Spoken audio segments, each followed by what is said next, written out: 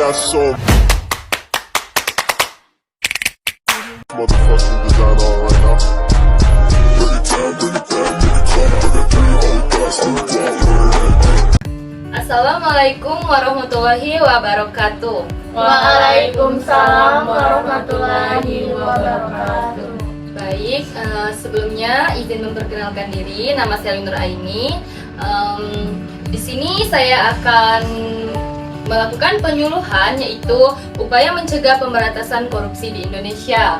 Sebelum saya melanjutkan penyuluhan kita pada hari ini, baiklah di sini adik-adik atau kakak-kakak berasal dari mana aja ya? Dari Kota Bukit. Dari Unitra. Ini kakaknya? Dari Kasta. Baiklah, banyak ya. Nah, lanjut saya ya. Upaya mencegah pemberantasan korupsi di Indonesia. Sebelumnya di sini ada yang tahu apa itu pengertian korupsi? Baiklah, korupsi itu berasal dari bahasa Latin corruption, yaitu dari kata kerja corrumper yang bermakna busuk, rusak, menggoyahkan, memutarbalik, menyogok. Secara hafal, korupsi diartikan sebagai perilaku pejabat publik, baik politikus, politisi, maupun pegawai negeri yang secara tidak wajar dan tidak legal memperkaya diri atau memperkaya mereka yang dekat dengannya dengan menyalahgunakan publik yang dipercaya kepada mereka. Selanjutnya, untuk beberapa pengertian lain disebutkan bahwa adapun bentuk dan jenis-jenis korupsi. Yang pertama, bentuk dan jenis korupsi yaitu penyuapan. Nah, penyuapan itu adalah apabila seseorang pengusaha menawarkan uang atau jasa lain kepada seseorang atau aparat negara untuk suatu jasa bagi pemberi uang. Kemudian pemerasan, apabila orang yang memegang kekuasaan menuntut membayar uang atau jasa lain sebagai ganti atas imbal balik fasilitas yang diberikan. Kemudian ada pencurian, apabila orang yang berkuasa menyalahgunakan kekuasaan dan mencuri harta rakyat langsung atau tidak langsung. Kemudian adapun ciri-ciri korupsi menurut Syed Hussein Alatas. Nah, yang pertama ada korupsi senantiasa melibatkan lebih dari satu orang atau lebih ya. Korupsi pada umumnya melibatkan keserbaharahasiaan atau rahasia. Kemudian korupsi melibatkan elemen kewajiban dan keuntungan timbal balik. Kemudian mereka yang mempraktikkan cara-cara korupsi biasanya berusaha menyelubungi perbuatannya dengan berlindung di balik pembenaran hukum. Kemudian adapun sebab-sebabnya korupsi ini yaitu kelangkaan lingkungan yang subur untuk perilaku anti korupsi, kemudian ada kemiskinan, kemudian kurangnya pendidikan, tiadanya tindak hukum yang tegas, struktur pemerintah, kemudian ada perubahan radikal, kemudian kelemahan pengajaran agama dan etika, kemudian ada keadaan masyarakat. Nah, apa saja sih dampak korupsi?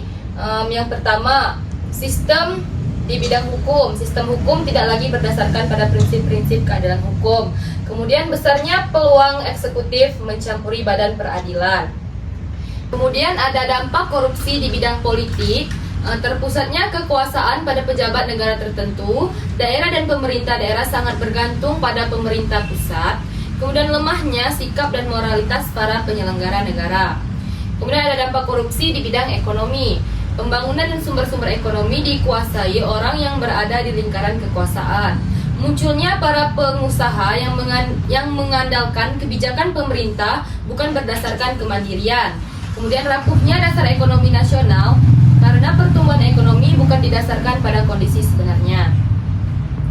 Kemudian dampak korupsi pada sosial budaya yaitu hilangnya nilai-nilai moral sosial, hilangnya figur pemimpin dan contoh teladan dalam kehidupan berbangsa dan bernegara. Kemudian ada upaya yang dapat ditempuh dalam pemberantasan korupsi, yaitu yang pertama ada pencegahan atau preventif, kemudian ada upaya penindakan atau kuratif, kemudian upaya edukasi masyarakat atau mahasiswa seperti kita ini, kemudian ada upaya edukasi LSM atau lembaga swadaya masyarakat. Baiklah, mungkin itu saja yang bisa saya sampaikan.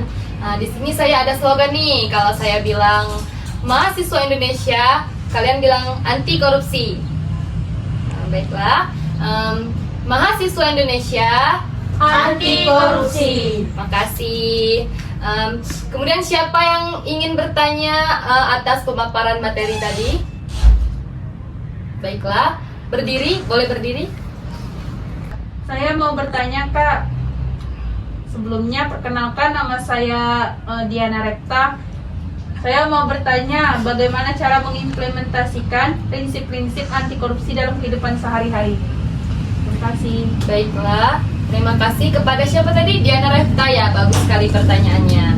Mungkin contoh perbuatan anti korupsi ini yang mencerminkan nilai kejujuran adalah sebagai berikut. Yang pertama, melakukan pekerjaan yang seharusnya diselesaikan.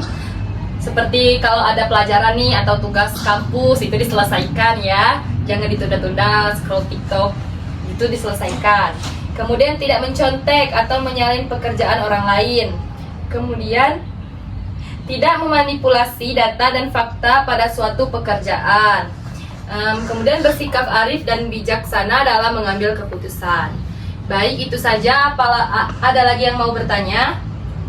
Tidak? Baik, terima kasih atas kakak-kakak dan adik-adik telah mengikuti penyuluhan pada hari ini. Saya tutup. Wassalamualaikum warahmatullahi wabarakatuh. Waalaikumsalam warahmatullahi wabarakatuh.